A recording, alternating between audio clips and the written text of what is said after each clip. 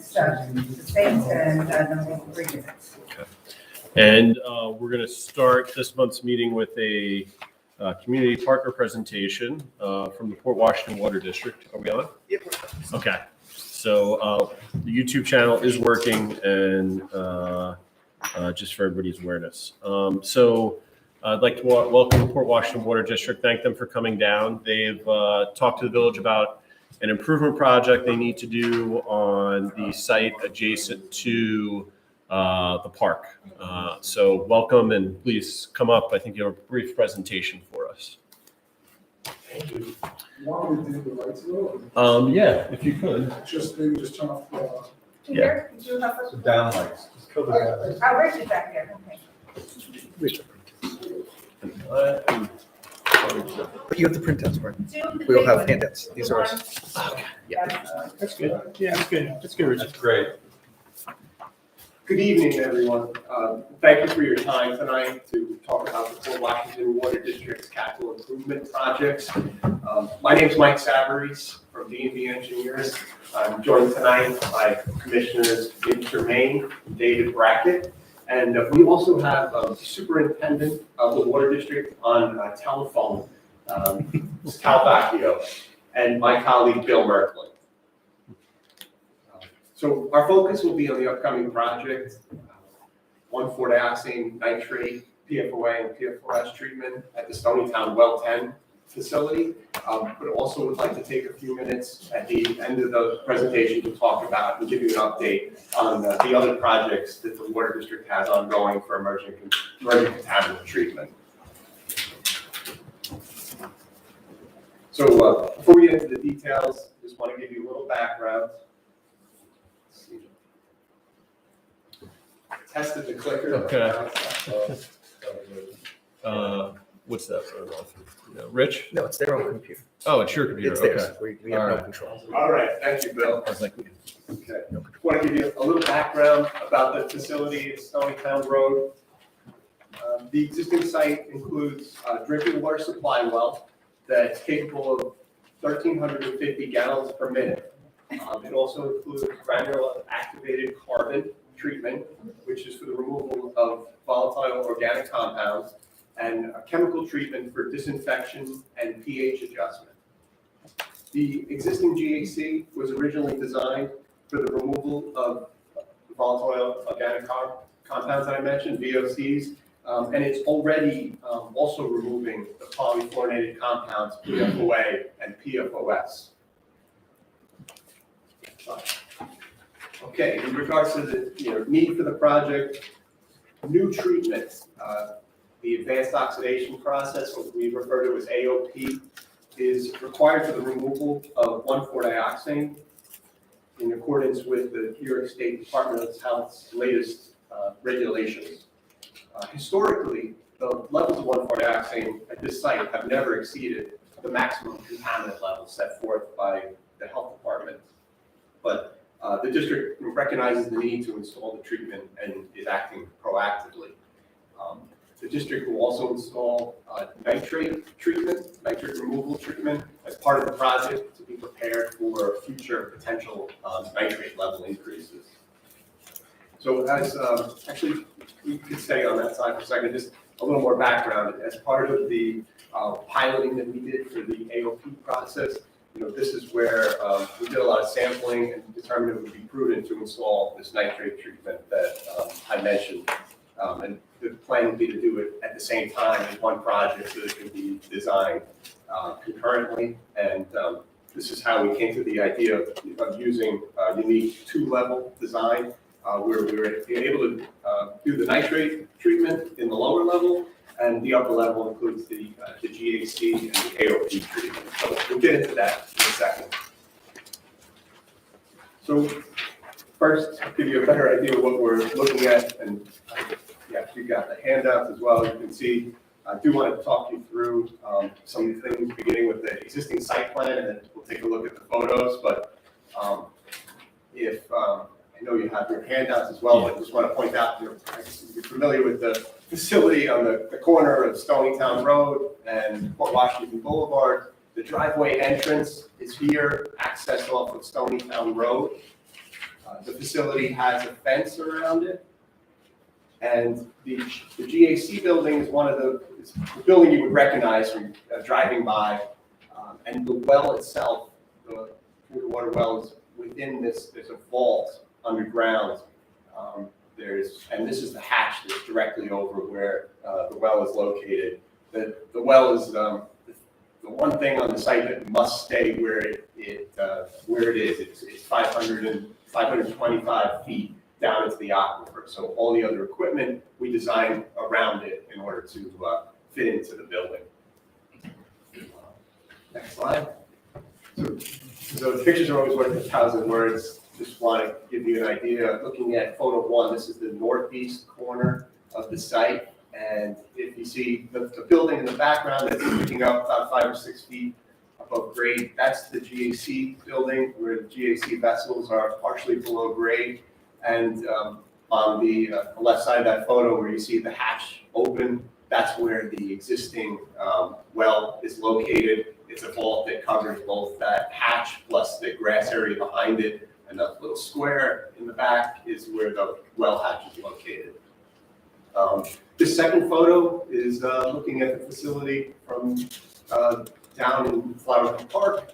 You can see this is the south side, and this is again in the distance. You can see the GAC building.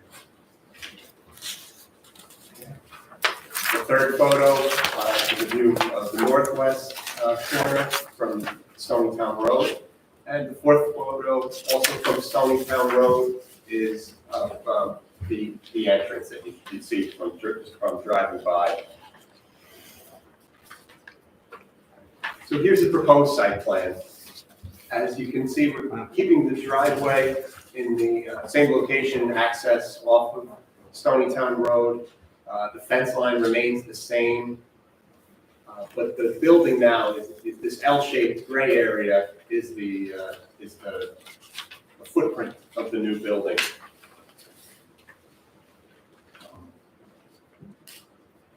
And I guess we may as well take a look at the proposed building, if you would.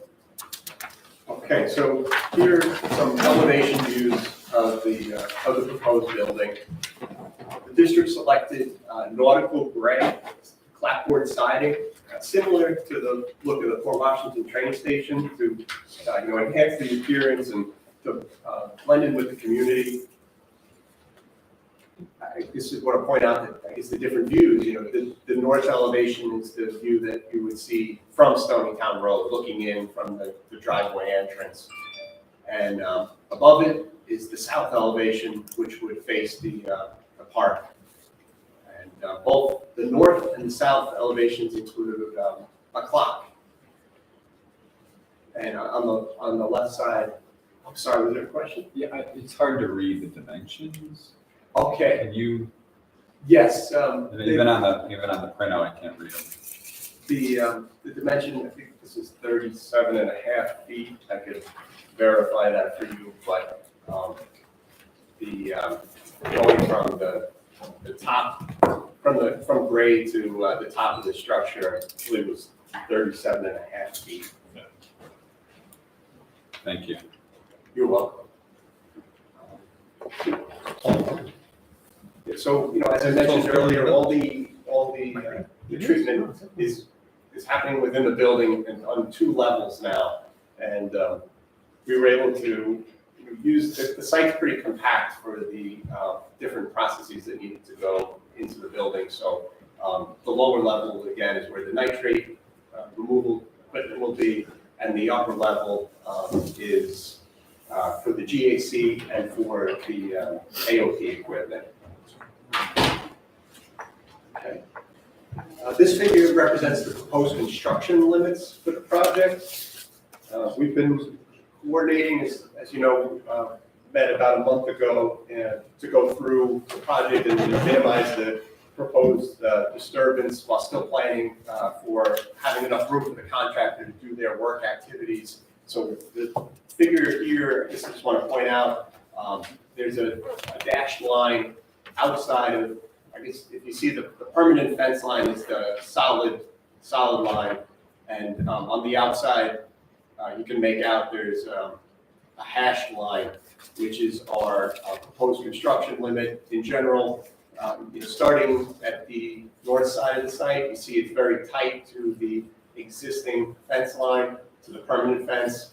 On the east side, we're proposing being about 5 feet off of the permanent fence.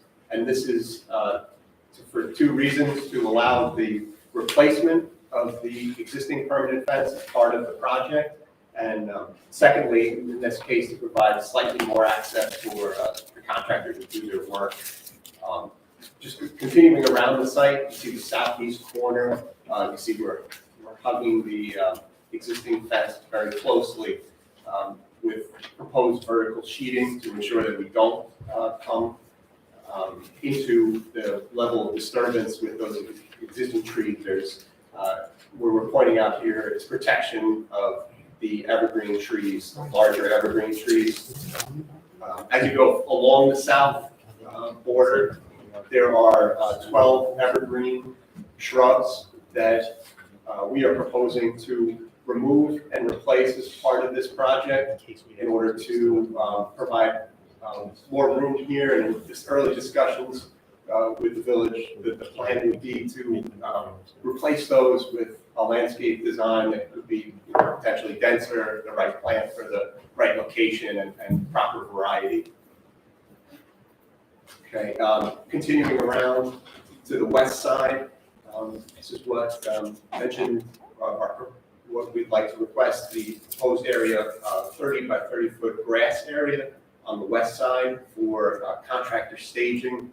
And good question that came up last time. The access here would be from the existing site coming in to use that for the contractor to potentially use that space and have a little bit of lay down area to work with. So just a little bit more about restoration. The district is committed to providing landscaping as discussed in order to restore the area that's disturbed, and they have a long history of being good neighbors with projects. I was fortunate enough to be the project manager on this the Beacon Hill tank replacement project in 2018, and this is a photo that shows, if you can see, there's a tank in the background, or if you know the location, that's where the elevated tank is, but you see the pedestal in the background and the landscape at the front of the site. Moving along, this is the Bar Beach well number 6 site, and this facility also is like the nautical gray theme. Was constructed in 2013. Also included some landscaping. You can see the evergreens in the front. And finally, this is the Hewlett well number 4 site, which is on Birchdale Lane. The building you see in the background is the nitrate removal building, and it was constructed in 2013. And the evergreens that you see to the left of the building, if you're looking at the picture, were also put in as part of the project. So, okay, project schedule. Wanted to give you an update. Right now, we're in the detailed design phase of the project. We're putting our plans and specifications together, and we'll be submitting to the Nassau County Health Department for their review and approval at the end of this month. And then, pending their review and approval, the schedule is to begin construction in the fall of this year, and that would go to the spring of 2024. Just an update. I wanted to get into the 2 other projects that are also happening in the water district right now for emerging contaminant treatment. The Hewlett Well 4 facility on Birchdale Lane. I know we've talked about this, and some of you have visited it in the past. The project is about ready to start in the next few weeks with on-site construction, and the district's going to be handing out mailbox stuffers to the local residents to just give them a little more information about the project and make sure that they know to contact the water district with questions. The next project, Christopher Morley Parks, as well as 8, 9, and 11, that's, further south, of course, it's down to Christopher Morley Park, but just to give you an update, that project was recently bid and would be going into construction in the next month or two. At this point, I'd just like to open the floor to any questions and say thank you again for your time. Thank you to you all. I think you've been very open with the village about letting us know that this project was coming up and, filling us in on the challenges that you all face, trying to stay ahead of New York State standards and ensure that our drinking water is safe here in the village is, I know, a lot of time and effort goes into that. So appreciate you all for the time and effort you put into that and keeping us abreast of it. And I did get to go on a tour of Hewlett. Tal actually took us on a tour I think it was last summer. You were with me when we checked out a couple of sites. So I'd encourage the other trustees, if you haven't had a chance, to go walk through these sites. It's very interesting to understand how that works. From a water providing standpoint, I just want to make sure that, again, educating the public. So in doing this construction, I believe the site kind of goes out of service, isn't going to be supplying water. But that doesn't impact anybody's water service because you have a holistic system, right? That's so could right. you just Redundancy talk about that? Yes, of course.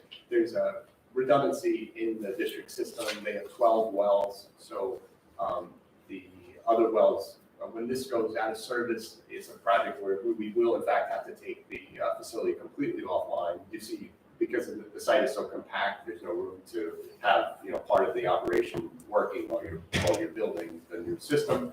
But from the resident standpoint, you would not see a change in service. Water would be provided by the other wells in the district. And as you see, the district is also continuing to promote conservation as a very key thing for all the residents across the district as well. Be prepared for the summer. All right, thank you. I'll turn it over to the other trustees if anybody has questions at this time. No. I'll ask Gary's going to ask the question, I can tell, but I'll ask first. The village was going to plan on this spring to landscape that hill on the south side of the building. I guess we're going to not work on it until you're done with the project. And I'm hoping that the water district will work with the village on re-landscaping that hill. Because I see you want to remove 12 trees, arborvitaes, whatever they are, which I understand. But hopefully you'll work with us on re-landscaping the whole thing. We have we don't have the plan hashed out yet, but it's not a big landscaping plan. So hopefully you guys can work with us and just make the whole hill look beautiful. Yes, sir. We saw the Beacon Hill tank. Yeah. That landscaping. Yep. None of that was there. Right. That's all that we put in there. Yep. So we have a landscape architect, but we would be happy to confer if you have a landscape architect and work together collaboratively to figure out what's best for the park. Right. Okay. Yeah, I would like to have a good understanding of that because I think, although I think it's cool, I think everyone thinks it's cool, I guess, that he's trying to make it look like, it's not quite a house. I guess it's more like I don't know, it kind of looks a little farmhousey, I guess. But the height is pretty tall, so it's going to be a much different feel, even though it's been domesticated in a way. It will feel a lot more imposing than the current structure. And so I think we have to look at that landscaping on that side. Anything to kind of really give a tall buffer on that side to mitigate the apparent height of it, I think would be helpful. I think the advantage is that when you approach Port Washington Boulevard, you're going uphill, so you're at a lower standpoint as you pass the basketball courts and the playground. So I think that landscaping will be easy because when you're looking up at something, you can easily shield. It'll overshadow them. Yeah. It's going to be noticeable from Port Washington Boulevard. That's unfortunately from coming south from the of north Washington approach. Southbound, it's going to be very well both ways. It's going to be both ways. I think Stonytown won't have such a dramatic impact because you're low and coming up. And was there some rationale on putting a clock on it? Is there a reason? Like, what plaque and water I'm trying to work out? Yeah, the plaque is really just decorative to try and make it a beautiful building within your beautiful park. We don't have it in the park today, so Yeah. all those kids So can you get don't have home to on wear- time. You don't have to wear your watch to the park. It's a trickle of water ticking up. We also looked at several other architectural amenities that might improve, and we discarded some of them and put them on the Thank you for doing that. I guess the only other thing is, so if I follow you correctly on the construction plan, you're showing boundaries that go beyond the property boundaries. Is that what I understand by this? So Construction, in other words, you're asking for use of village land. Okay. Temporary. So, Temporary. And it'll be brought back Yeah. to where it is. Okay. yeah, so part of it's a laydown facility to the west, yes. and then just a little expansion beyond the existing footprint, I think was the guide, right? That's right, yeah, between 1 to 5 feet, depending on, oh, yeah, there you go. On the east side, we're looking for about 5 feet up until you get to the southeast corner where we look closely. That's the laydown area, and that's the bump out. Right. Yes, So there'll be restoration in those areas as well. yes. Yes, we'll bring it back to its condition. And the only other thing, I mean, I'm kind of excited about this project because, well, Claire and I both sit on our, on the two boards for the protection, harbor protection. Oh, really? So I don't know, I guess we're the water freaks here at this point. But I think it's an important subject. So the only thing I would add is I think the cooperation with you guys has been really great, and I think we'd want to continue that. And I always thought that there was some synergy between having a water facility next to a park, and there's a story to tell. And Brian knows sort of harebrained ideas I've had in the past, but about water in the park.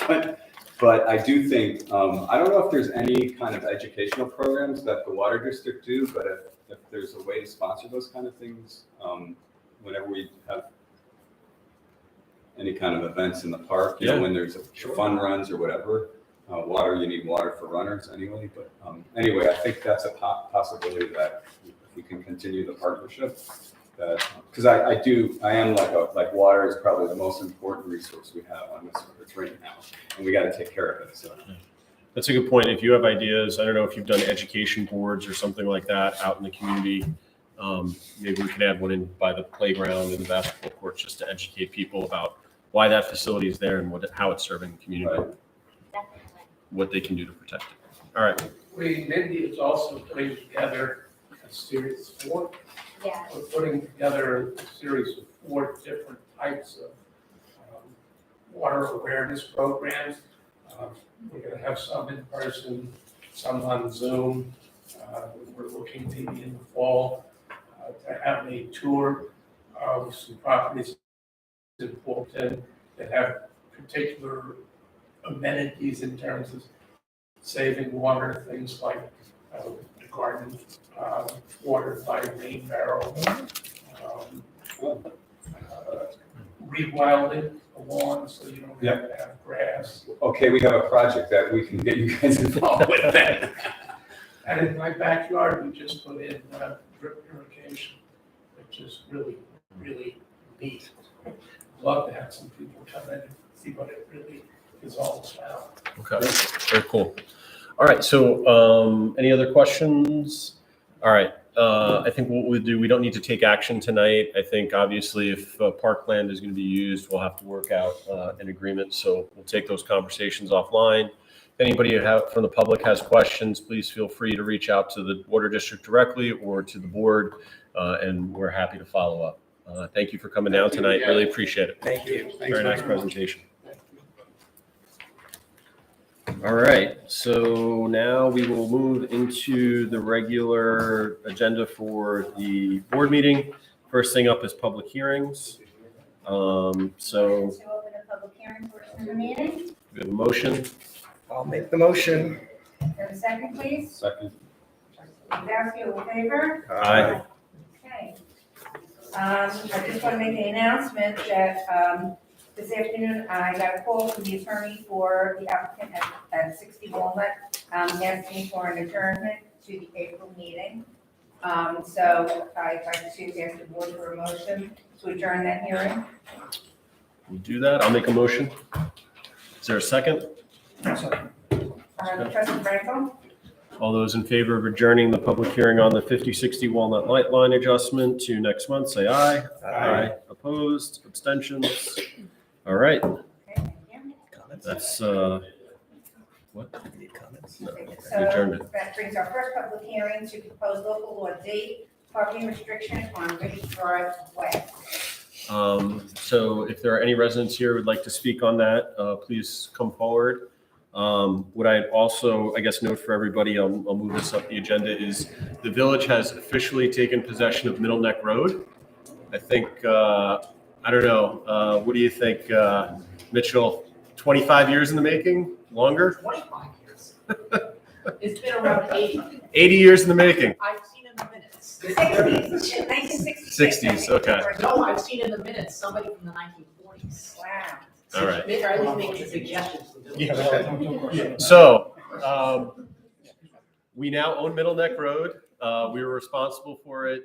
We have somebody actually working on looking at parking design, if we can add parking spots in front of the apartment complexes to alleviate some of the parking issues. So I'll just put that out there before anybody comes up to speak. So is there anybody who's here to speak on the proposed local law which would restrict parking on Ridge Drive West?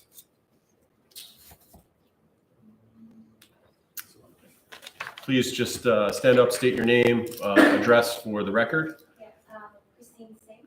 Mhm. Uh, I'm sorry, I can't hear you. I need to record this. Christine Singh at 11 Peachtree Lane. Right. Okay. It's really more of a question rather than a statement. Mhm. So now that we have possession of Middle Neck, what does that really mean for, Ridge, Peachtree, and sort of the adjacent streets to the impacted area? Yeah. So, right, parking has been building up on Ridge Drive for a couple of years now. I think we've heard from residents. We've tried some different strategies, including opening up no parking zones closer to Northern Boulevard to try and move some of the cars up. I think it has moved some of the cars up. I think at times we're hearing that cars from the auto body shop and the restaurant are still parking in the area. So maybe it wasn't as bad as it was a year or 2 years ago, but people are still being impacted by it. We have been pursuing acquisition of Middle Neck Road for a while. So what we think we'll be able to do is add additional parking spots in front of the apartment complexes by restriping the road.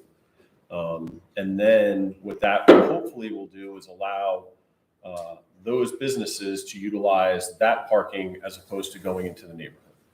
I think that's, in talking to the board and talking to the traffic experts that we've engaged to date, and that's what we've asked the current traffic engineer to take a look at. What can we do there? What can we do there safely? Because there are some driveways that empty out onto Middle Neck Road. Some of those houses have driveways in the back on Middle Neck Road, so we want to make sure we don't create a situation for them.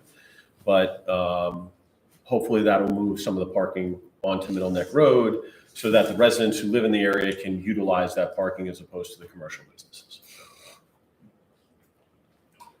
Go right ahead. Probably should stay up here. You can That's all right, stay. just stay there. Okay.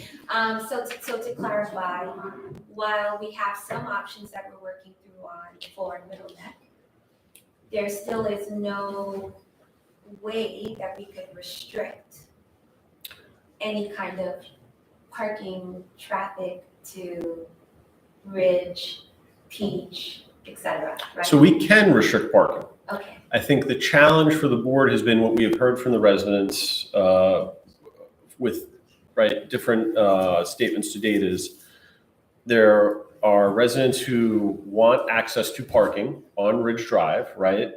because they live there. They want to be able to bring in their groceries, running inside from bring their kids to school. However, the way state law is, we can't say that only you can park in front of your house, right? It's either an all or nothing thing. Either nobody can park there or everybody can park there.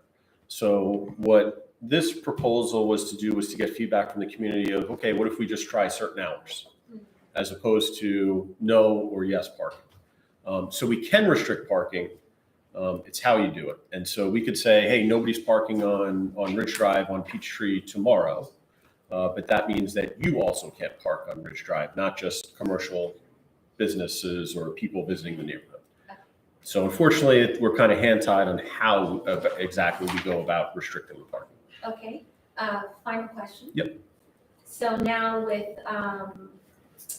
the ownership of Middle Neck, let's, I guess, talk about timeline. Mhm. So what is the expectation to sort of assess whether this new plan on Middle Neck is working, and or when you need to come back to residents to say, maybe we should rethink sort of those hours that you just described, that might be limited on Ridge? So as far as getting feedback on restriping Middle Neck Road, we just went out to bid and awarded the contract at the last meeting. So we probably in the next 30 to 60 days, I'd say, Ronnie, right? To hear back from the traffic engineer. Right. We actually engaged a traffic engineer to advise us without telling him anything about Middle Neck Road. We said, could you look at the area and come up with solutions for us? And this particular gentleman is a very, very well-known traffic engineer, very well-known on Long Island, even throughout the tri-state area. And he came and drove around different times of the day, and he specifically recommended that we have this parking on Middle Neck Road. Now, time will tell. We don't know if it's going to work. So if we, until we do it. Yeah. so looking at timeline, 30 to 60 days to get the recommendations back, then we need to get a contractor on board to restripe. So we probably are looking at, late spring, early summer before we can get that work done on Middle Neck Road. And then we're gonna need a period of just seeing how it all goes. Yeah. Of course. I mean, and seasonal,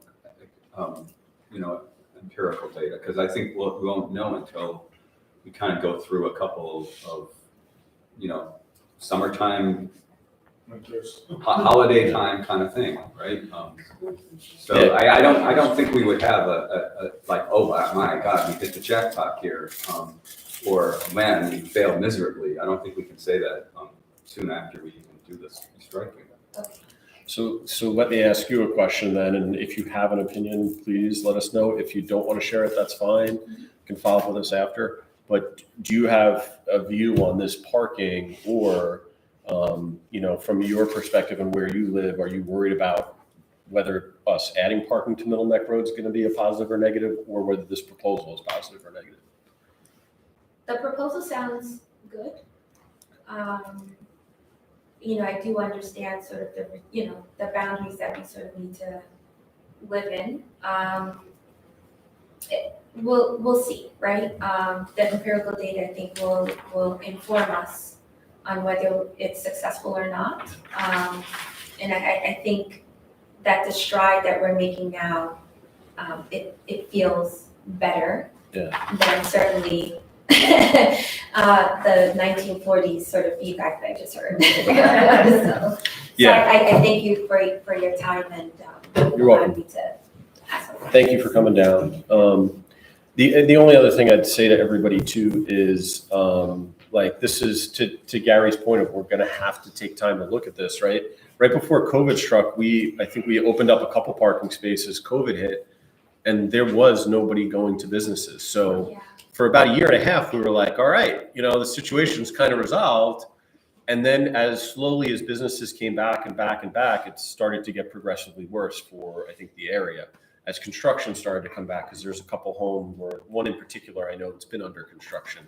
So that caused a little bit of, I think, traffic on the block too. So hopefully with maybe some construction finishing up and opening up these new parking spots, we can move the businesses away from that. And I did let some folks know that I did speak to the owners of the restaurant right after the last board meeting.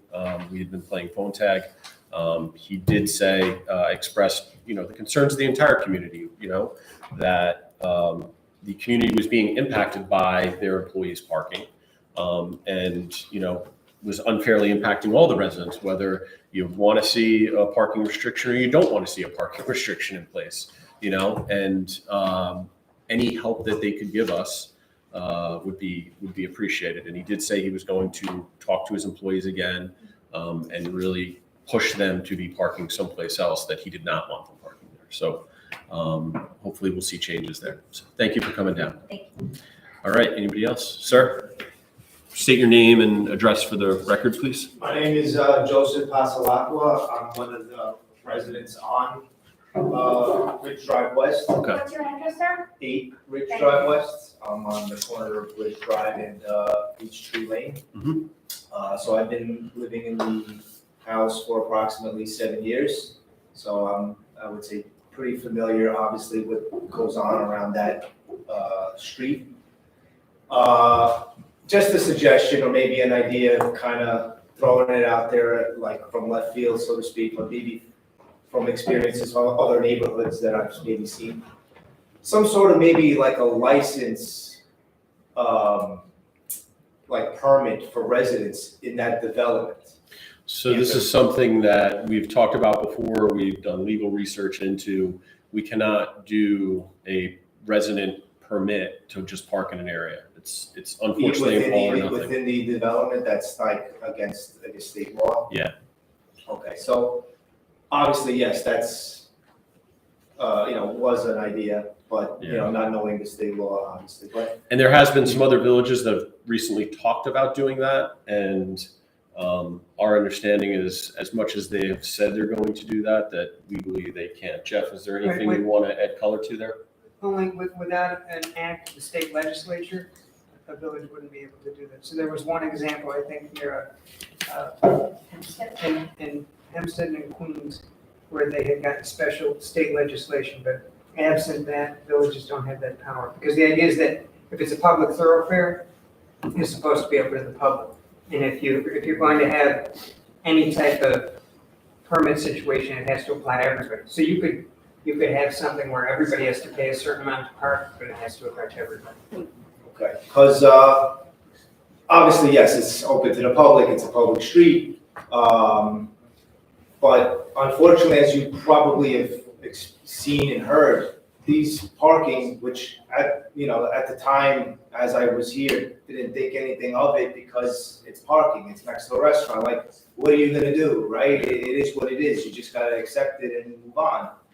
But it's actually leading to other issues that are byproduct of this parking issue that you start to realize as you're there over time, why such things are happening in our neck of the woods. And now you're proposing to do more parking on Middle Neck Road, which actually solves some problems, but it may actually create more problems. Okay. From at least my standpoint and maybe some other residents. You'll be adding more parking to public where obviously people from out of town, out of the neighborhood can now park their car. I don't know if there's time limit restrictions, 30 minutes, an hour, 2-hour parking. I don't know if that's going to be implemented. I would probably recommend if I could. But what's ultimately happening is we're getting lots of stranded cars parking in these spots, whether it's on Ridge Drive West, within the development, and could be even in the parking lot of the restaurant. It could be sitting there. I don't know if anybody's monitoring it. And now if you're gonna add more parking, which is just across the street on Middle Neck Road for cars that, assuming there's no limitation, assuming it's just free parking and call it a day, what's happening is that there's these cars that are just prowling around our neighborhoods for the last, I would say, 3 or 4 or 5 years, maybe even longer. I mean, I've only started noticing these things the last few years, and I always would chalk it up naively to think, it happens. But what's happening is it's happening a little more frequent than I would anticipate. And I always feel, in my opinion, that the patrol that goes around is always late to the party, because why? It's reactionary, it's not proactive. You know, it's sort of like, all right, we got the call, damage is already done.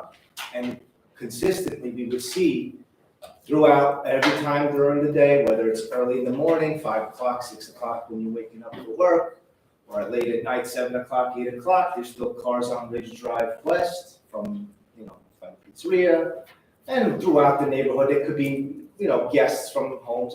Who might know? I don't know everybody's car.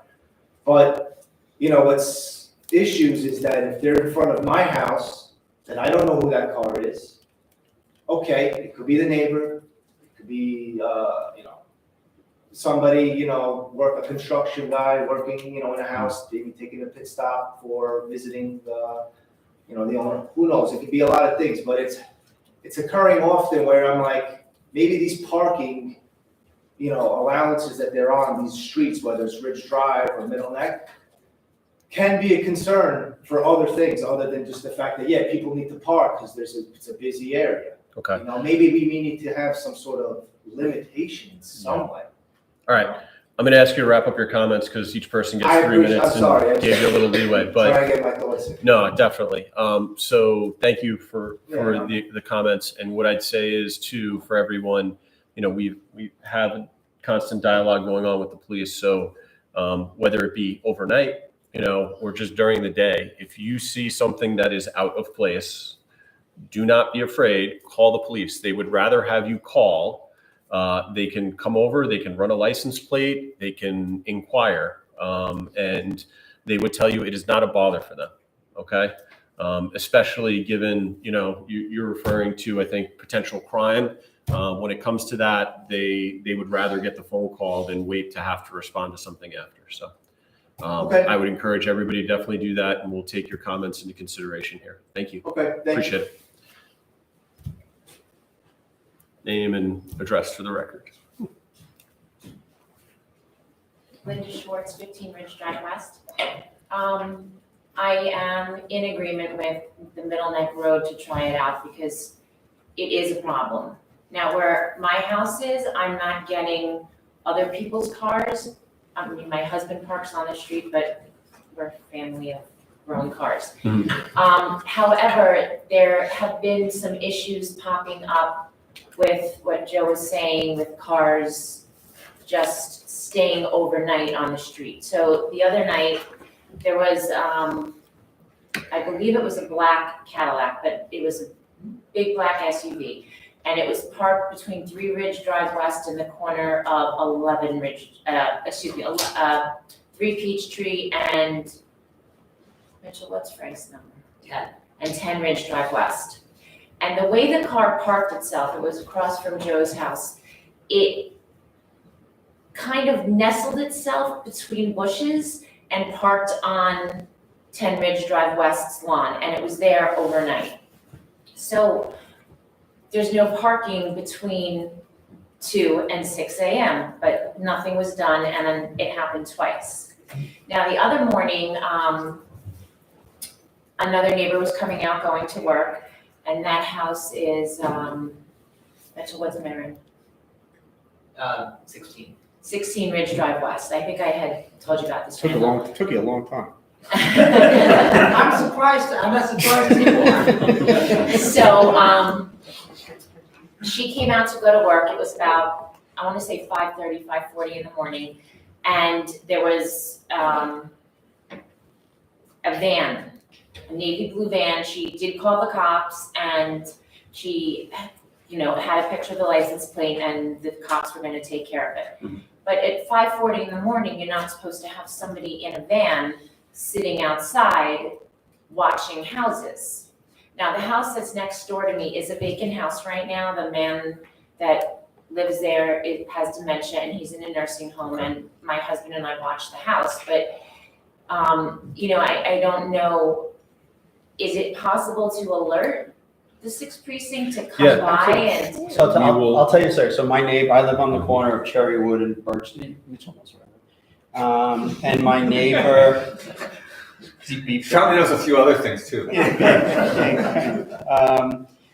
And my neighbor on Birchdale, one morning called me and said that there was a car parked between our two houses. He noticed it in the middle of the night. He got up to go to the bathroom. He noticed the car. He said he called the police. Police came. They ran the plate. They checked out the car. They had flashlights, whatever. They wound up ticketing the car. It turned out the car was disabled. And that's why it was kind of awkwardly parked with one wheel on the grass. And because I guess the car broke down, he rolled it into that corner. And so they came right away. My neighbor told me the police came right away. He met them outside. So if you see a car on the road between 2 and 6, absolutely call the police. There's always a car in Flower Hill. They'll be there in a minute. They literally came in. He said they came like instantly. Yes. And you want to know something, not in a derogatory way, but they don't have a lot to do in the middle of the night. So if these guys get a call, at least it's something that breaks up the. So don't feel you never feel that you're kind of annoying them or. No, I don't feel that at all. But they'll come and check it out, and they'll run the plate to see if the car's stolen, see who it belongs to, who it's registered, where the person lives. And at that point, at least they have a record now of this car and where it was, and if anything should happen in the neighborhood, now they have a lead. They would rather you do that than something happens, and they have no idea what car was in the village or what car was in front of the house. So if you ever see a car, you mentioned abandoned vehicles, I don't know how many abandoned vehicles, I've never seen one in Flower Not Hill, but necessarily abandoned, but they've been there for maybe a day, 2 days. same thing, same thing. They'll run the license plate, they'll see what the status of the registration is, whether the car's registered, whether it's stolen, and at least they write a report, and they have that information now so that if something happens later in the week, they will certainly go back in their records to check what vehicles were there overnight, and so that's really the best thing to do. And I understand that, but where I'm speaking of is really part of our parking problem. And I just wanted to bring it to your attention. Okay. So I'm just curious, do the cop cars just randomly drive through our neighborhood? Yeah. They do? And they will ticket cars parked on the street. Linda, if you leave your car out at night, you got a 50% chance of getting a Yeah, you'll ticket. get a So ticket. that's Alan, not me. I will Pat's admit got to, I have, it's plenty by us, plenty of No, people it with happened tickets to my night. daughter when she left the car on the street overnight, and she woke up in the morning and she got a ticket. She came in, she's like, "Oh, you're a trustee. Can you call?" I'm like, "No, you shouldn't have called that." so I'm gonna move this along. I wound up Thank you. paying We for will it, by take the that. way, anyway. but- Thank you. And kind of what I was referring to, there's a heightened sense of awareness. I spoke to the police last month. Since the beginning of the year, there have been throughout the county an increase in car thefts. So this is a big issue for the county, and they told us to remind everybody, number one, lock your cars, take your key fobs out of your car, because they're finding that 99% of these thefts are because people are leaving the key fobs in their cars. So they're like, these are absolutely preventable crimes that unfortunately people are leaving themselves open to. But they reinforced to me, tell the community, if they see something, call, because we do not mind coming over and taking a look. So if you see a car that's abandoned, suspicious, please call. Yep, come on up. And we will also, sorry, I forgot to keep coming. Add that we will reach out to the precinct following this meeting and talk about how you've seen an increase in that area and ask for some additional drive-throughs as well. So Carrie O'Callaghan, Ridge Drive West. As you all know, I've been coming here now for, it's almost 3 years to complain about everything that everybody here was talking about today. It is growing. The car that Linda is talking about is a Brian Cooper later. Oh, the black one? Yeah, we know he's actually the person who started all this. He was the first person that started parking in front of our house. I do know the cars, so if you have a question about the cars out in front, I know most of them at this point, as do my neighbors. It's everything that I've been saying. It's safety concerns. It's a lack of quality of life anymore with, these cars with the cardboard covering up all their windows so you can't see into the car that's sitting outside your house all day. It's getting worse. You see it growing. It's going up Peachtree. It's down Ridge Drive. they've just got to stop. I have said from day one, if we can make the businesses stop this. They were able to do it previously. This has only been a problem for the past few years. The businesses were able to have their workers parking elsewhere. If they have outgrown their space, somebody needs to deal with that. If they can't control their employees, then we need to do something on our end. I get not wanting the restrictions. I'm gonna be impacted by the restrictions because I don't have a driveway in front of my house. So it will impact me, but it is better than having all of these strangers in our neighborhood, driving around our neighborhood, just daily. There's no relief, and because it's two businesses, it's 16 hours a day. It's not like, well, it's happening for a couple of hours. I have nothing new to say that I haven't said to you all before. You've heard me. I brought photographic evidence. We've done everything we can do. I'm just begging you, please, can we just do something? I think just based on the comments you're hearing from everybody here today, it's getting worse. It's not getting better.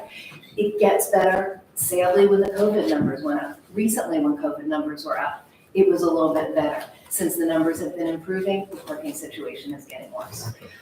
So again, don't have anything new to say, don't have anything new to add. Just please, we've been so patient. If we could please just do something.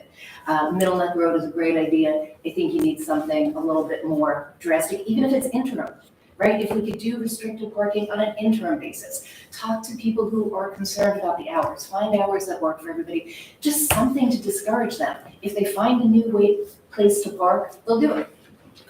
Thank you. Thanks, guys. Anybody else on this public law? All right. Any comments from the board? If not, we'll close out this hearing and move on to the next one. Adjourn. Adjourn this till the next month. Make a motion. I'll make a motion to adjourn it till next month. I'll second. Okay. All those in favor? Aye. Opposed? Abstentions? All right. Who's the second? Randall. Thank you. All right. So next local law is local law E, amend the food license section of code to require food establishments to provide proof of extermination inspection annually. Ronnie, this is our first hearing, so you want to read this one? Certainly. Okay, so, our law, we have a law that requires all establishments that sell food obtain an annual license with the village. What we're trying to do is, add a section that, asks businesses to certify that they are vermin and rodent free. So we would be adding subsection C, reading all food establishments must certify that they are vermin and rodent free by certification of a licensed pest management professional. And actually, Ronnie, let's, I'm going to propose an amendment to this that we say vermin, rodent, and pest free because the exterminator says they got cockroaches. I think we want to have that addressed too. Why just limit this to vermin and rodents? So vermin, rodent, and pests. Pest free. Okay. Excellent. Yes. Varmints and critters. Varmints are okay. When the show's 15 Ridge Drive West, I actually didn't think I was going to be so verbose tonight. I'm Easy, sorry, Carrie, we have somebody transcribing this via YouTube. I need your name and address again. Oh, Linda Schwartz, 15 Ridge Drive West. So the issue with the vermin this past summer was absolutely horrific. I know you were all aware, Randall went out of his way for every single person who had a problem, and we were one of those people. So the issue I'm having still is with the Dunkin' Donuts, Joanne's area. I did reach out to Reno because I was over there and the garbage pail that was outside was not covered. When was this? This was last week. Was this when Marcel No, this bothered was, me, or is this no, this was That would new. have a different one? been Okay. 2 So or 3 I- weeks ago. Okay. Personally took it upon myself to contact him and let him know, and it was removed because it didn't have a cover. Yeah. So,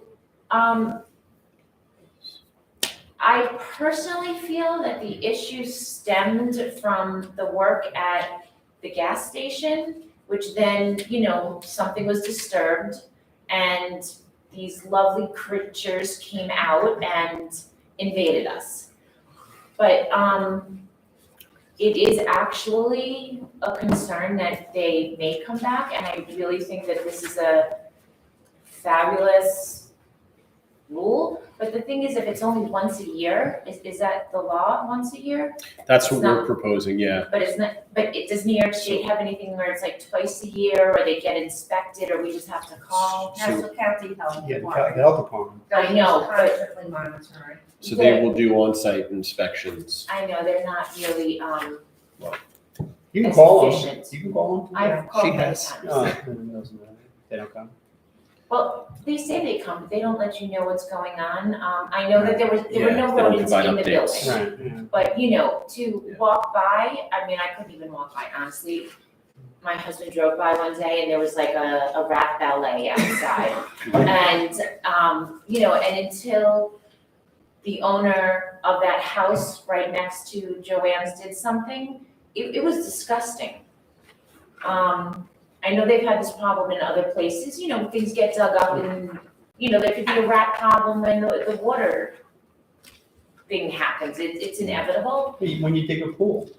Right, well, and there's been You're right. several pools and whatever, but, the issue was really disgusting. So you'd actually like to see additional inspections throughout the year more than just this annual certification? I think quarterly is Okay. fair, I mean, if it was an apartment building, they usually do it like once a month in the city. I mean, I realize they still have rat problems, but Let us go and look and see what maybe some other places do and requirements, and we'll take that into consideration. thank Okay. you. You're welcome. Thank you. All right, any other comments on the food license update? Anyone? All right, thank you. All right, so we will make a motion to adjourn this hearing until next month, April. Is there a second? I'll second. We also add to that during the public hearing portion of the meeting. Hold on, so all in favor of adjourning this hearing till next month, say aye. Aye. Aye, opposed, abstentions, okay. So we'll make a motion to adjourn the public hearing. I'll make the motion. All right, Frank, second. I'll second. All right. All those in favor? Aye. Opposed, abstentions, okay, that closes the public hearing portion of our meeting. All right, to the rest of the agenda, minutes from the February 7th meeting. Does anybody have any additions or edits to the minutes? No, but I'll make the motion to approve. Okay, motion from the deputy mayor, second from anybody? Trustee Okay. Berto, okay, all in favor? Aye. Opposed, abstentions? Measuring the room. You'll see why. All right, treasurer's report, we have the claims. Any questions on the claims? No? All right, I'll make a motion to approve the claims for this month. I'll second it. Deputy Mayor seconds, all in favor? Aye. Opposed? Max is going to, as usual, abstain off of. Yep, Art of Landscape. Thank you. Abstentions? Okay. All right, building superintendent's report on ARC. Mr. Okay, Albinsky. this is from the February 28th meeting. We have 3 items on the Oh, agenda. she's texting me, yeah. And 3 items on the agenda. 2 of them came from zoning. 5 Knowles Lane, that was attached garage, pool, patio, pergola, outdoor kitchen. That was approved as submitted. I would just add to that the applicant on that, the zoning, worked very well with the zoning board to minimize the amount of variances were there, and it worked out to be a nice project. 110 Crab Apple Road, additions and exterior alterations. We had numerous comments on that. We asked them to return for the next meeting. The new application was 105 Woodville Lane, which is basically reconstruct an existing house. Again, numerous comments on that, and they'll be asked to return on the following meetings.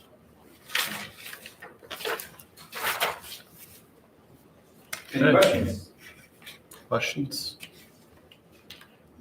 Okay, so I'm going to ask for motions to approve the findings of the architectural review committee. I'll make the motion. Do I hear a second?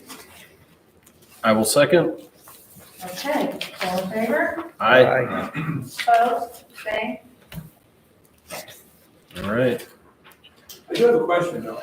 The water company, the building that they proposed, is that gonna go to the architect review committee? So, No. it is not. We can talk offline with Jeff about it. There's some municipal law around that, so. We can only get their cooperation. Yeah, I mean, I've had other municipalities where they sort of offered, to come in. Yeah, this is what I'd say. If you guys have some comments you want to provide, let us know. And I think they've been very good about taking our input. Not that we ask for anything dramatic, but if you think about, I'd like to try. The problem with well structure, I know a little bit because I used to work for that same firm. You need head height in order to get the pressure, so that's why these buildings are taller than they normally would be, because you need a certain amount. They tiered up the actual equipment, that's why it's so tall, because you put, they're stacking the equipment one floor and then the next. Yeah, I mean, I guess, the bulk is a function of the equipment they have, but, I think. In order to get the pressure, you have to have a high enough, you need head pressure, so. I'm saying maybe some of the treatments, maybe some of the roof pitches. Well, what's bothering me is the two roof pitches are off. Yeah. And that, I think, that could easily be corrected if we ask them to just, I'm sure if we're nice, I mean, Mindy's like really easy to work, I mean. yeah, They're easy to work with. they've been very collaborative. So why don't you guys get together, come up with a list of suggestions, We should and do then. that informally, not like that. We can't wait till the next meeting. I think. No, you gotta do it soon. Yeah, I think in the next 2 Next week. weeks, I yeah. would say the next If week. you guys can get together next week, So we'll have to gather the troops if you want. yeah.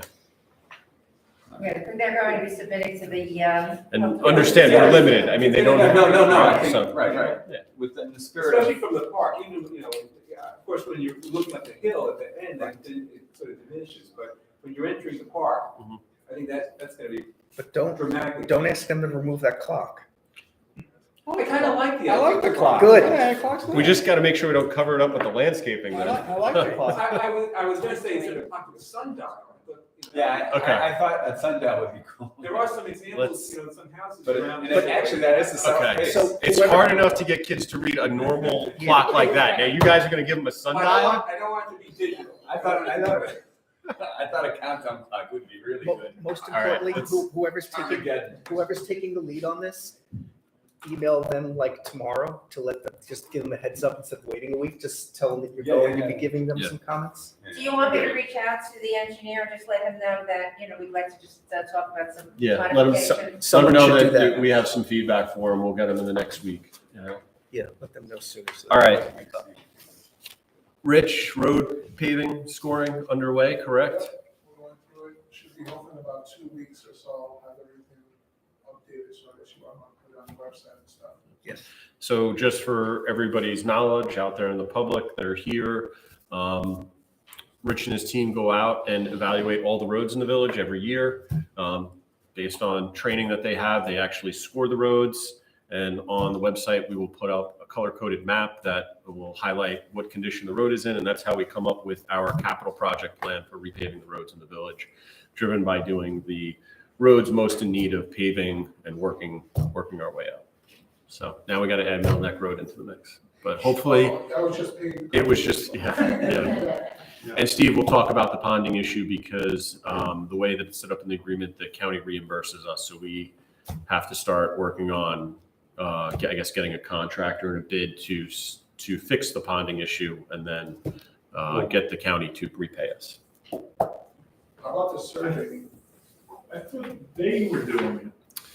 That's how we started out, but I think in the agreement, because it was going to be quicker for us to do it, that's how we finalized it. So let's confirm this week. We'll talk tomorrow. Yeah. Also, didn't they give us an allowance for survey of the road? Yes, they give us an allowance for the survey and an allowance for the pond work. We should definitely get the survey done. Yeah. Yeah. Yeah. Yeah, this was kind of the situation we got into. I think if we waited for the county to do it, we'd be still waiting on the agreement. So I think this was the fastest way for us to push it forward. Because that might be helpful for the traffic. Yeah. stuff too. Yes. All right, Ronnie, you're up. Okay, I want to report that our court clerk, Susan Williams, applied to the Unified Court System for a court grant, and we were awarded 2 items, 2 tables, just like that, which was already purchased. And we also were awarded $5,641 for flooring in the office. We went out and got some bids on that, and the low bidder came in at approximately $10,000. So there is a need for the village to make up that fund balance. So I'm going to ask the board if they would put in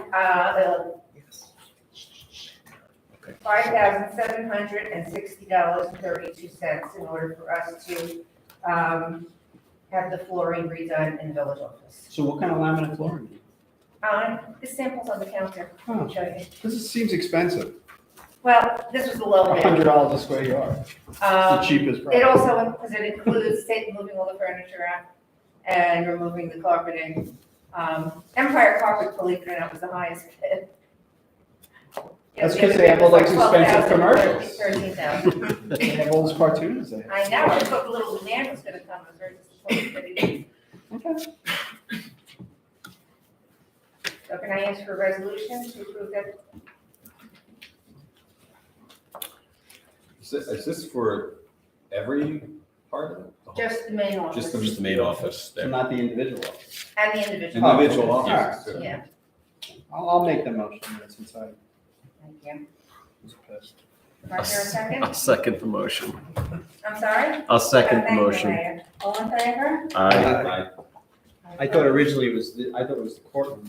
No, That's this why I is was fine. measuring, that's why I was measuring while you guys Oh, were. yeah. And I said, oh, this is, it's 876 square feet here. I'm like, how could this be $11,000 worth of carpet? So, no, but I get it. Okay, I also want to remind everybody that village election day is next Tuesday, the 15th. Polls are open from 6 a.m. to 9 p.m. If anybody cannot get here, they may vote by absentee ballot, which is available here in Village Hall. So please spread the word that we are having a village election. The next item on my agenda is our annual stormwater report. We received a proposal from D&B engineers. They have not increased the price. The cost of the basic stormwater report is $3,800. I'd like to ask the board for a motion to approve that. I will make a motion to approve D&B for the stormwater annual report. Do I hear a second? I'll second. All in favor? Aye. Opposed? Abstention? Thanks, thank you. And next, we need to resolve to hold the 2022-23 budget presentation, public hearing, and annual organizational meeting on April 4th of 2022. So I'd like to have someone over that resolution. That's the day of our board meeting, right? Yes, this is the annual meeting and the So final I'll project. make the, Do I hear a second? I'll second. Trustee Dorfman, all in favor? Aye. And the next thing that I think we have this later on. Well, let me do it now. We also need to set a date for meetings for the village clerk to present the budget to the board of trustees. And we were hoping to do that on March 28th, Yeah. Monday the 28th, what time did you say? at 7:30. 28th? Yep. So That's a Thursday night? 3 weeks from tonight. It's It's like Monday. 25th. No. 28, Frank. Go back to March. Time flies. 28th, gotcha. 3 weeks from tonight. Right. Thinking ahead.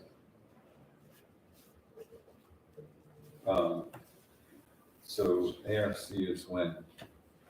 What is ARC? 28th. Oh, it's 28th. Okay, Is it the same day as the ARC? 28th would be, Can we do it earlier? What time does that start? 7. Can we do 6? Is it only an hour? should only be. Yeah. Could do 6. Suzanne will talk first. I can do 6. Okay. Claire's good. How you guys doing? 6 p.m. is fine. 6 p.m. Okay. Okay, 6 p.m. Okay, great. And then Frank, Oh, I'm sorry, because it is a public meeting, I need a motion. I'll make the motion to hold it on the 28th at 6 p.m. Yes, and a second? Okay, trustee Franco, all in favor? Aye. Thank you. Okay, that's it. Then we have to have a budget committee meeting as well. So let us know if 21st or 22nd work for you, maybe Yeah, 5 p.m. 21st. Yeah, I spoke to 20, okay. 21st is good. Yeah. And Milan Doshi is going to be our budget rep this year, who's been a great volunteer with the Flower Hill Volunteer Corps. So we'll reach out to him and see if that works for him as well. Okay. What time is that? So we said we'd do 5 or 5:30. Does that work for you? Yeah. All right, let's say 5 then. 5? Yep. Yeah, because you'll move it. I try not to. All right, that takes care of the budget meetings. We talked about Middle Neck Road. Attorney's report? Attorney's report, Yes, BZA. there was one matter that appeared before Board of Zoning last month, and it's actually the 5 Knowles Lane application Mr. Obenski spoke about earlier. And as he said, they had appeared before the BZA twice and had reduced the amount that they were seeking in terms of variances. Just briefly, what they were proposing to construct is a detached garage, retaining walls, deck, pool with patio with barbecue, and a pergola. And what they originally were requesting were variances that would have required a variance for a retaining wall that was too high and a pool patio wall that was too high, but after redrafting, they were able to remove the need for both of those variances. They were also seeking a lot coverage variance. Initially, as proposed, they would have ended up being about 1.9% above the permitted lot coverage. They then reduced the request so that they were approximately only 1% above lot coverage. They had also originally been seeking a request such that the side yard setback for their garage would have been 10 feet from the lot line where 20 is required. They were able to amend so that they were seeking 15 feet.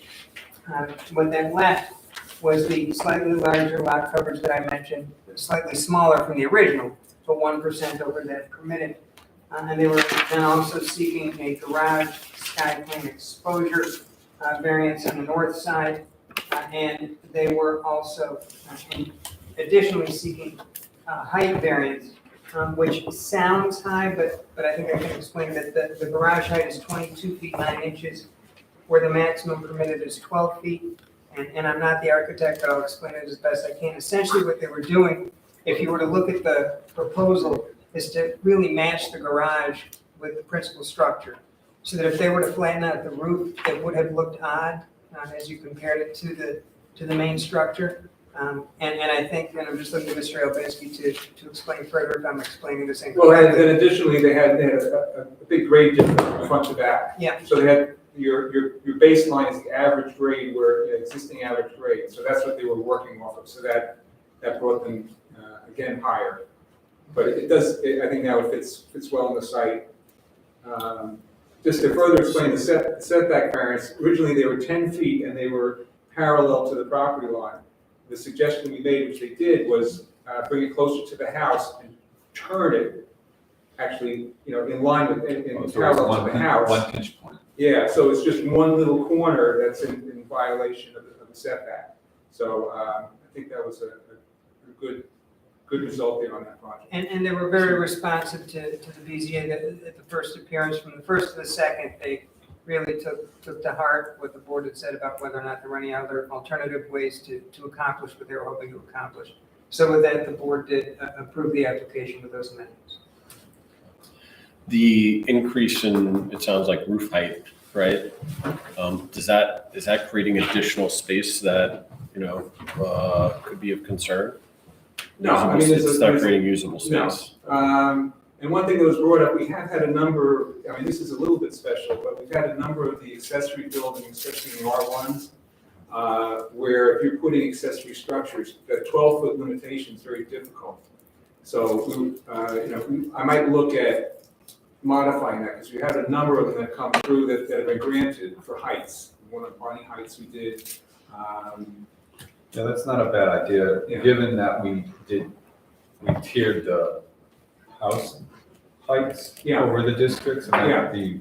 Yeah, not all the Interesting to look districts, not all the districts, but I wanted to look at that and maybe, throw some suggestions Yeah, out. I guess I would be careful with the boundary areas, right? And this is an ongoing conversation we'll be having about the mixed district areas, right? Where you have one zoning district abut another one.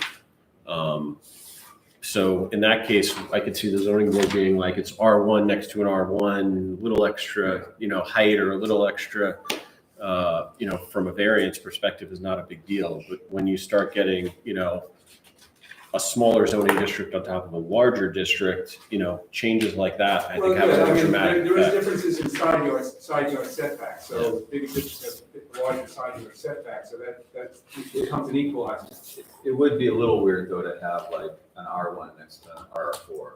Like, I don't know. Yeah. I don't think we have that, Yeah. So you're not like you're way in a different. Yeah. Restriction. Yes, typically the next zone is next to the next zone, it's not a two-zone difference. Yeah, no, yeah, I get that. Yeah. I get that. But I still, That- you get what I'm saying. So, all right. So mayor's report, we already went over the budget. I talked about Middle Neck Road, so we hit my things. Trustee Collins is not here, so we'll talk about that. I attended the Aquifer meeting as well. Oh, you did? Okay. Yeah, I had time. Go ahead. It was a great meeting. Current controller, former mayor Elaine Phillips was a guest of the meeting. Mindy Gerber, I wish Mindy stayed. She could have told us all about it. She ran the meeting. It was a very good meeting. Obviously, everything we're trying to do is get every possible government agency on board to protect the aquifer so that we don't have to do these types of treatments that they want to do at the wellhead at the park here.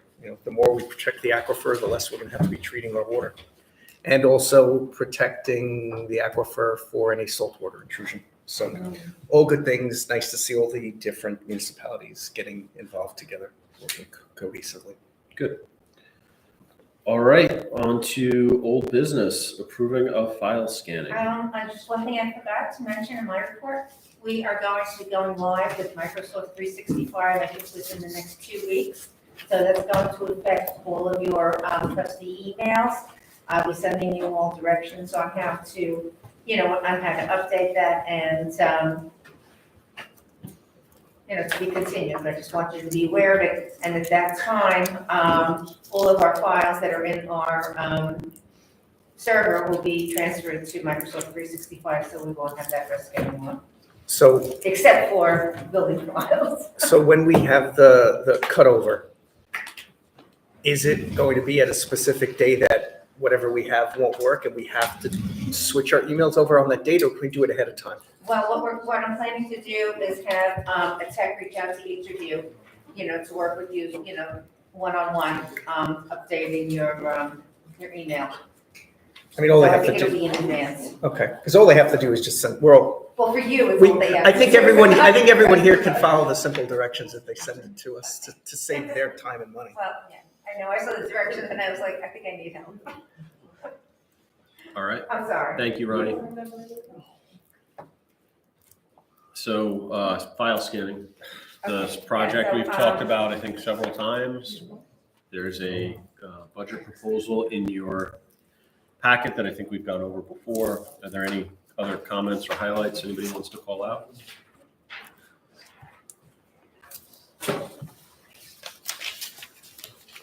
No? I mean, Any for questions? the record, I know we've discussed it, but I'm scared about the last line where they say it's an estimate. And I know they claim that they're going to be within the budgeted amount, but we don't have the funds to spend more than the estimated amount. That's it. So if So it they should go, be a not to if they go, exceed. if they go over, we're not scanning those files this year. Yeah. And I don't even know if we have the budget for next year, if there's gonna be an overage. So be very clear to these people that the estimate's the estimate. Looking at the budget, there's not numbers to start throwing out So I'm for gonna this. tell him that we cannot exceed the budget.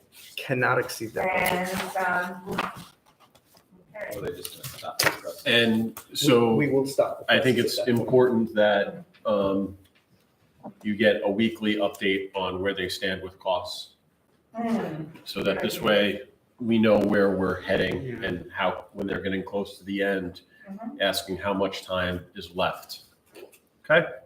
And for those listening at home, these dollars are coming from ARPA. So this is the recovery. Yes. Okay. Through, I think, lost revenue. That's, I think, Yes. the key piece to it. Somebody here to offer the resolution? Oh, yeah, because offline access. Sure. Yes. I'll second it. I'm sorry, who did it, Max? Max and myself. Okay, all in favor? Aye. Opposed, Anybody abstentions? opposed? Abstention. All right. All right, thank you. The next one is, we passed the rental registration law, so we need to set a fee. So I think when we had conversations about this during the hearing, we talked about something nominal, cover costs of staff time to this. So I'd say something $25 or $50, something in that range, at least initially. I think we could reassess it in 12 months, once we get a better handle of how much time is in, but I think based off conversations we've had and the estimates of time that'll go into this, we think that's a good place to start at least. One thing I just wanted to bring up is that, Peter and I discussed this, whether we would require an in-person inspection, or if we would allow the homeowner to attest, to attest that they have all the proper safety equipment. No. In lieu of an in-person inspection. I think we want an in-person inspection to see that this equipment is there. People are gonna be Okay, living so in then it. I think that, we should Then the fee should pose be a fee a little, the 50 rather than the 25. That's the conversation we had. So yes, I agree. So I'll make a motion to set a fee of $50 for the rental registration So is there a second? Second. license. All in favor? Aye. We had originally received a proposal for a sewer study for the village from Zwerk and Water, GD&D. The cost was $225,000. I put out an RFP for these services. Cameron Engineering sent us a proposal for $85,000. I mean, to my, untrained eye, they seem very similar in scope. So, I don't know what what the board wants to do with this information at this time.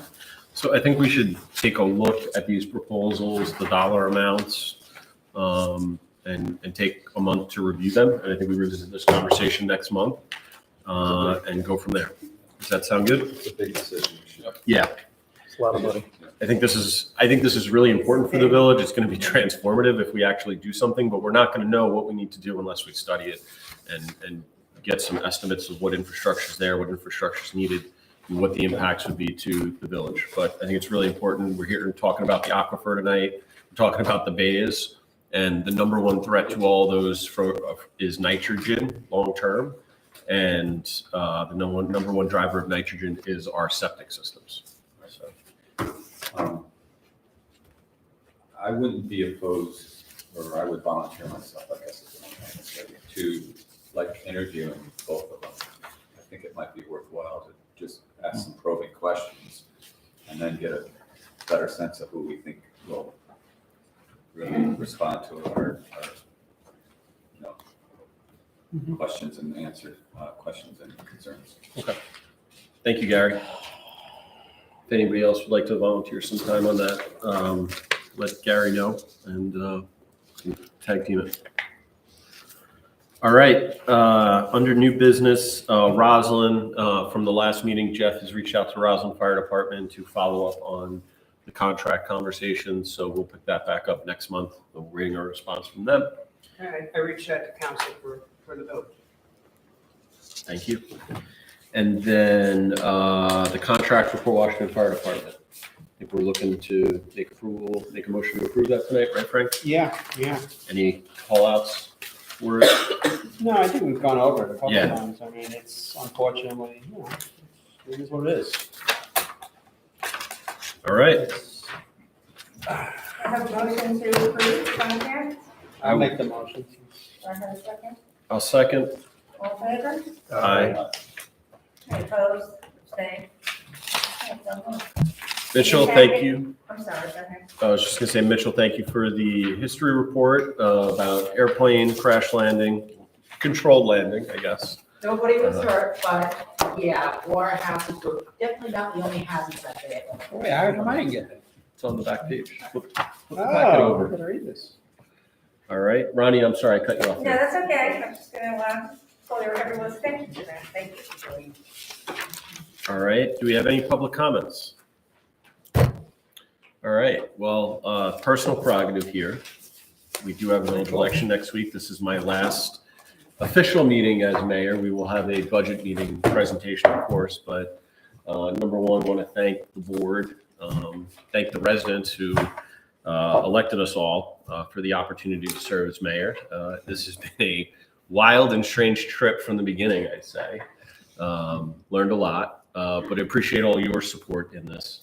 Also like to say thank you to my family, Maria, Michael, Kaylin, sacrificing time with them to do this stuff, and you all do it. So thank you to the staff as well. I don't know if I said that at the beginning, but you do a great job of just every day dealing with the residents and the issues that come up and our craziness. But it really is appreciated, all the time and effort you all put in. So thank you to everybody for supporting me through this journey, and I look forward to supporting you all in my new role. So, And thank you for your leadership. You've been a really good mayor. And I think that your level of sensitivity toward the community has been amazing. So thank you. I'm sure I speak for the rest of the board.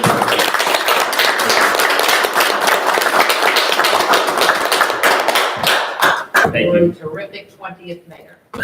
Wow, 20. Not that you're counting. Round number. Nice number, yeah. Yeah. With that, I'll entertain a motion to adjourn the meeting.